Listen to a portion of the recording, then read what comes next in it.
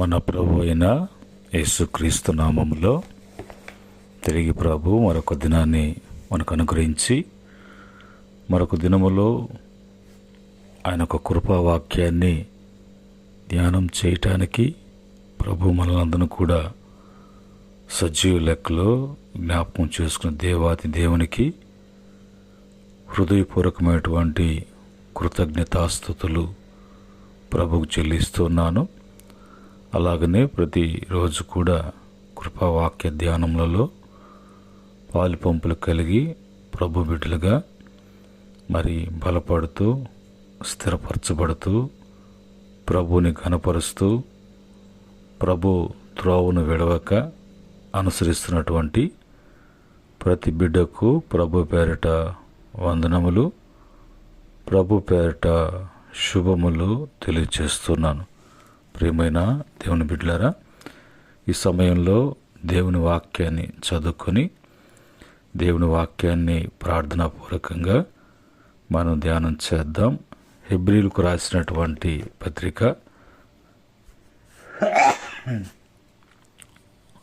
3వ అధ్యాయం 14వ వచనాన్ని మనం చదువుకుందాం.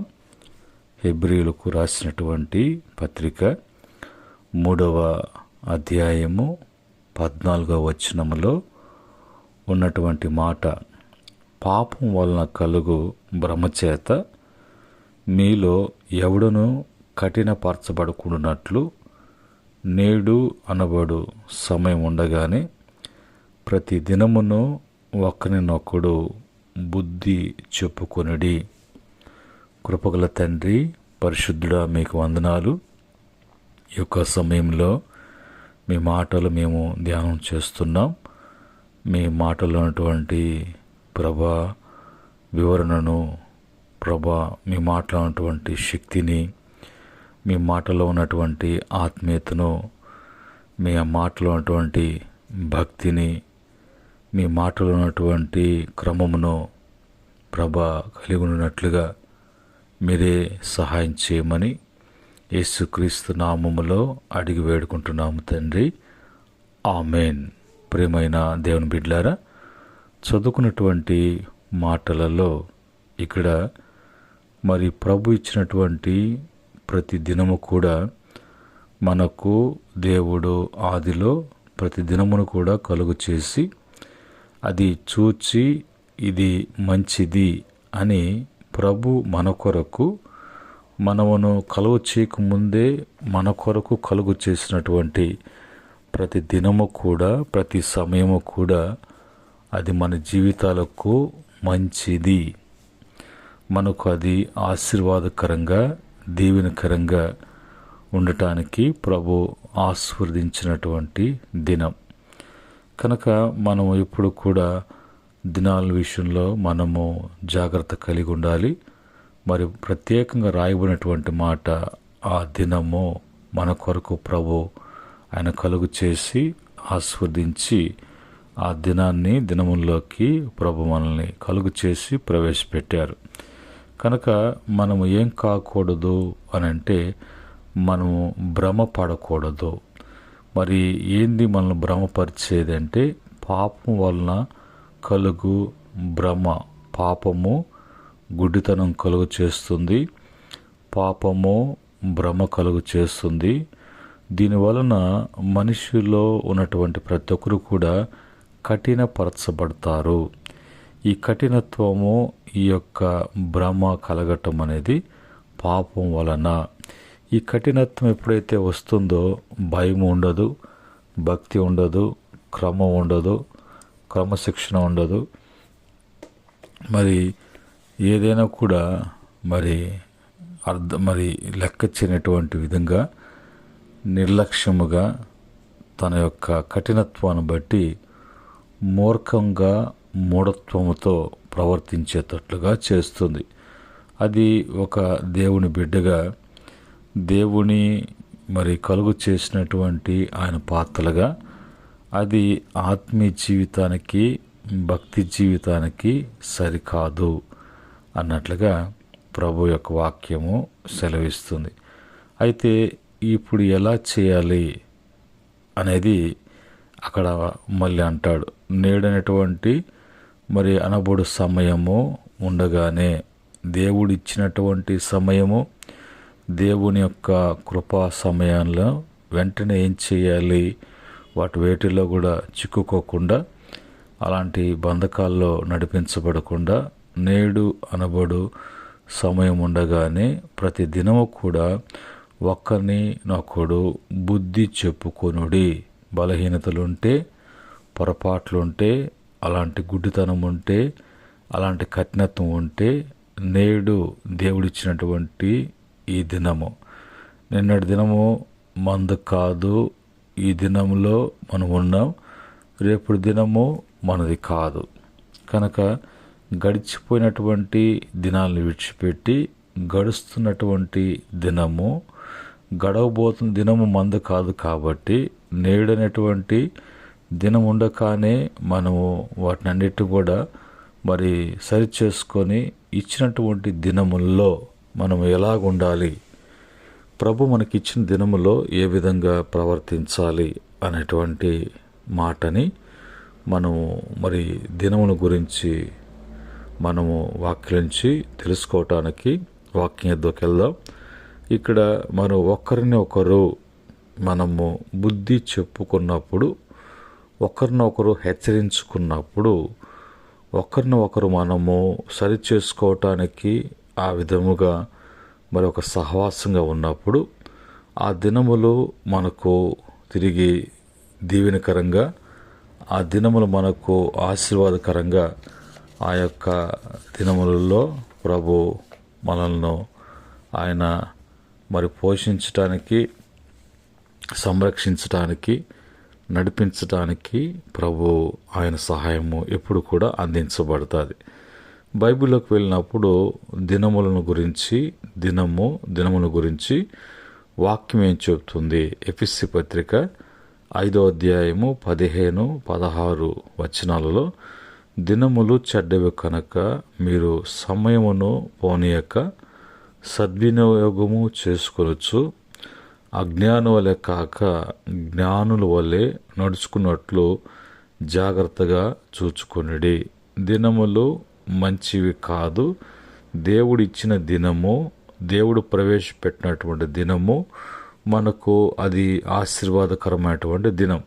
ఆ దినములో ఎప్పుడు మనకి అవి చెడు దినములుగా కాకుండా, ఆ దినము అనేది చెడు అనేది లేకుండా ఎప్పుడు ఉంటుందంటే, మరి దేవుడు ఇచ్చినటువంటి దినము, ఈ దినంలోకి ప్రవేశపెట్టినప్పుడు, ఆ దినము ప్రభు దినము, ఆ దినములోకి ప్రవేశపెట్టినటువంటి మన బిడ్డలు, ఆయన బిడ్డలుగా మనము ఆ దినమును ప్రభు దినముగానే గడపాలి.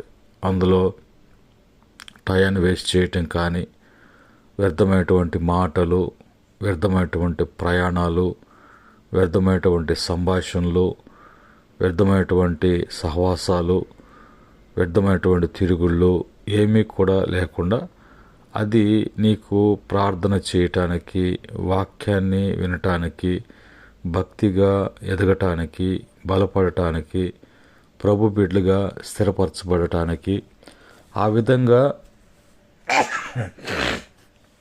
ప్రభు దినాన్ని నువ్వు గడిపినప్పుడు అది నీకు దేవుడిచ్చినటువంటి దినముగా, ఆశీర్వాద దినముగా, అందులో దేవుని వాక్యానికి, దేవుని ఆత్మకు, దేవుని సన్నిధికి వ్యతిరేకముగా ఏది చేయనప్పుడు అది నీకు దేవుడిచ్చినటువంటి దినం. మరి ఒకవేళ అలా కాకుండా ఆ దినములో దేవునికి, దేవుని వాక్యానికి, దేవుని ఆత్మకు విరోధముగా ఒకవేళ ఏదైనా చేస్తే అది నీకు చెడు దినముగా మార్చబడుతుంది.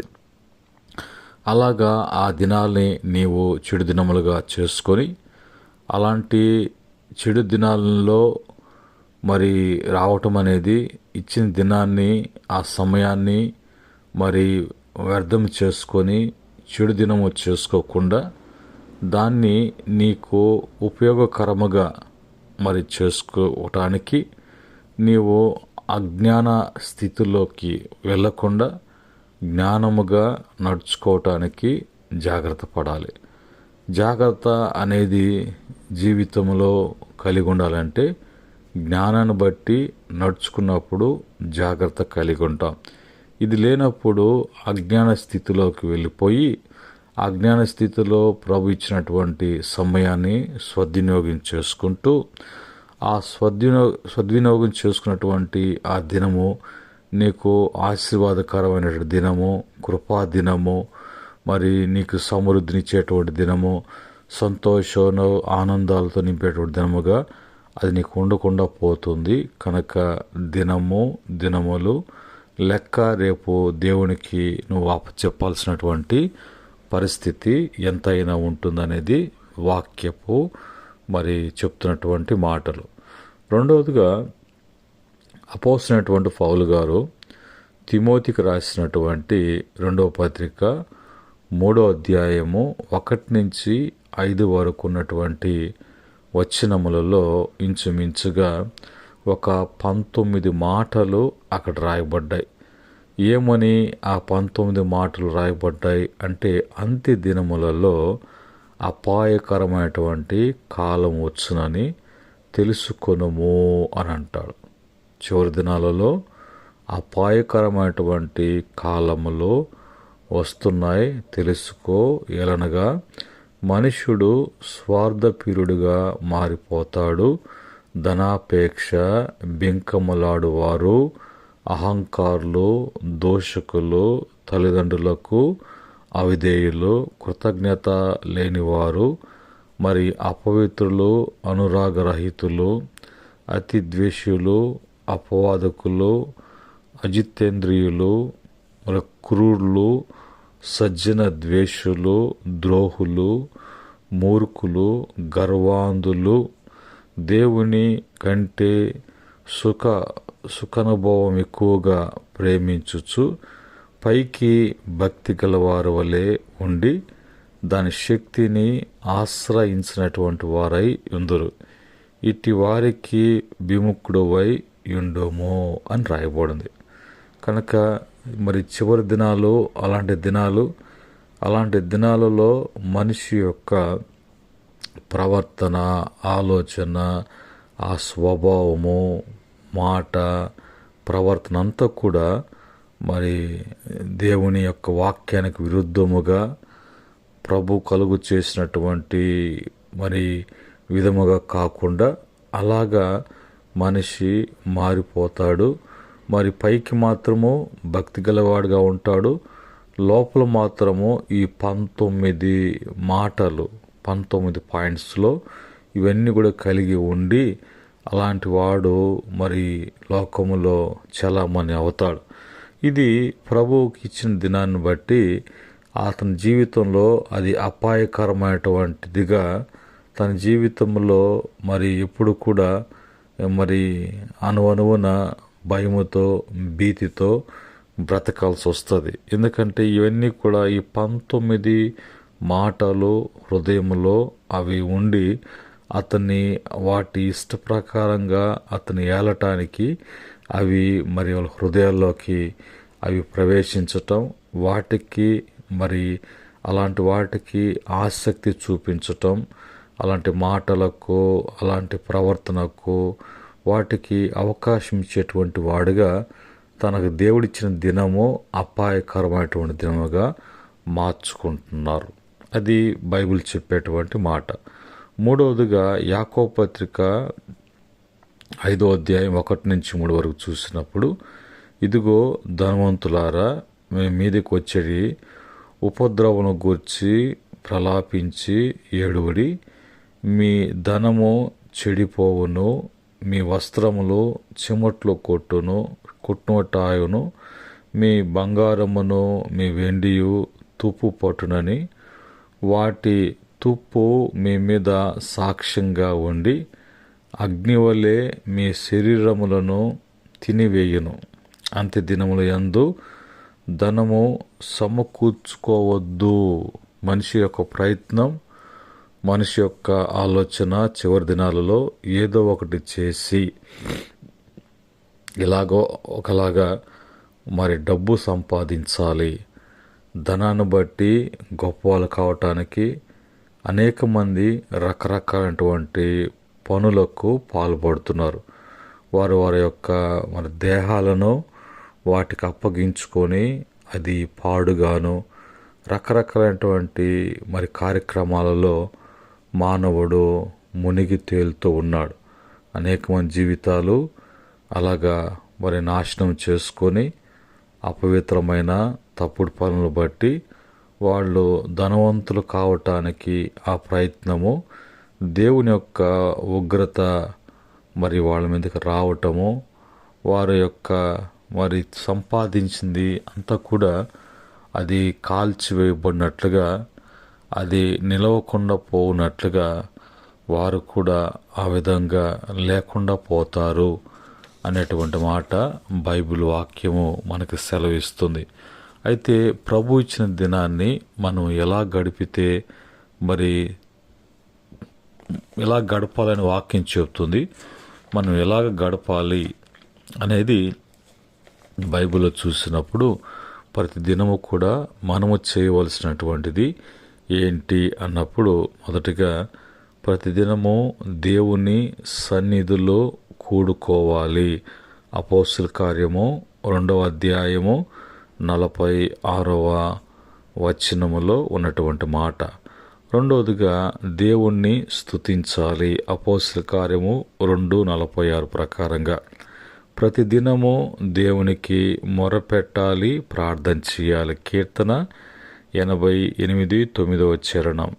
4 ప్రతిదినము దేవుని గూర్చి ప్రకటించాలి. అపోస్తల కార్యము 5వ అధ్యాయము 42వ వచనములో ఉన్నటువంటి మాట.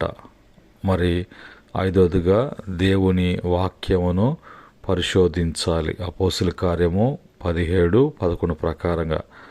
6 ప్రతిదినము కూడా దేవుణ్ణి వెంబడిస్తూ సిలువ ఎత్తుకోవాలి. లూకా సువార్త 9:23 ప్రకారంగా. 7వదిగా ప్రతిదినము దేవునిలో బుద్ధి మరి తెచ్చుకోవాలి, బుద్ధి చెప్పుకోవాలి, బుద్ధి చెప్తూ ఉండాలి. హెబ్రీ పత్రిక 3:14 ప్రకారంగా.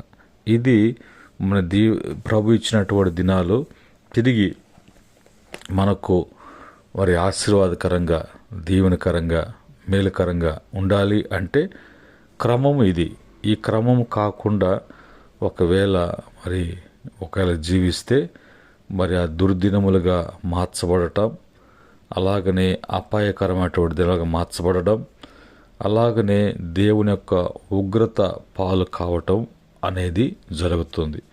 ఎందుకంటే ఇవి చేయనటువంటి 7 మాటలు ప్రకారం లేనప్పుడు ఆ దినము దుర్దినముగా, పాపము మరి గుడ్డితనము కలుగు చేసి, ఆ పాపము అనేది కఠినపరచబడినటువంటి హృదయాలుగా మార్చి వాళ్ళు కఠినులుగా, మూర్ఖులుగా, తొందరపాటు, మూఢత్వాన్ని బట్టి వారికి నాశనము అనేది తెచ్చుకోవటము, క్షీణించిపోవటము, పాడైపోవటము, వారి కలిగిన సమస్తము కూడా చిమ్మట్లు కొట్టు దాని వలెగా మార్చబడక ముందే ప్రభు దినాన్ని మనకు మేలుకొలుపుతూ జాగ్రత్త పడటానికి, జాగ్రత్త చేసుకోవటానికి ప్రభు యొక్క సహాయము ఈ మాటలు వింటున్న ప్రతి బిడ్డ కుటుంబానికి ప్రభు కలుగు చేయనుగాక. ఆమేన్. సర్వకృపానిధియగు ప్రభు సర్వేశ్వరుడ, మీ యొక్క సకల ఆశీర్వాదములకు, ఆశీర్వాద దినములకు యోగ్యులుగా ఎంచినటువంటి ప్రభు, ఈ మాటలను బట్టి ఉన్నటువంటి లోటుపాట్లను సరిచేసుకోవటానికి, సరిదిద్దుకోవటానికి, తమను తాము నీకు అప్పగించుకోవటానికి, తమ జీవితాలు, కుటుంబాలు మీ చేతిలో ఉంచటానికి, మీ చిత్త ప్రకారంగా బాగుపడటానికి కృప దయచేయమని వేడుకుంటున్నాం తండ్రి. నిశ్చయముగా ప్రభు మరి బిడ్డల జీవితాలలో మరి కార్యం జరిగించండి. ఏ ఒక్కరు నశించిపోకుండా ఇచ్చిన దినాన్ని అది బిడ్డలకు దీవెనకరంగా మార్చమని, మరి ఆ విధంగా వాళ్ళు దీవెనకరంగా నడుచుకోవటానికి సహాయం చేయమని యేసుక్రీస్తు నామములో అడిగి వేడుకుంటున్నాము తండ్రి. ఆమేన్. పరమందు తండ్రి ప్రేమ, కుమారుని కృప, పరిశుద్ధాత్మ యొక్క సహవాసం మాటలు వింటున్న బిడ్డలకును, సకల పరిశుద్ధులకును, ఆయన దాసులకును సదా తోడే ఉండి నడిపించునుగాక. ఆమెన్.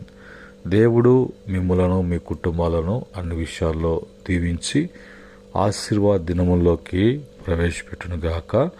దైవ ఆశీస్సులు మీకు కలుగునుగాక. ఆమెన్.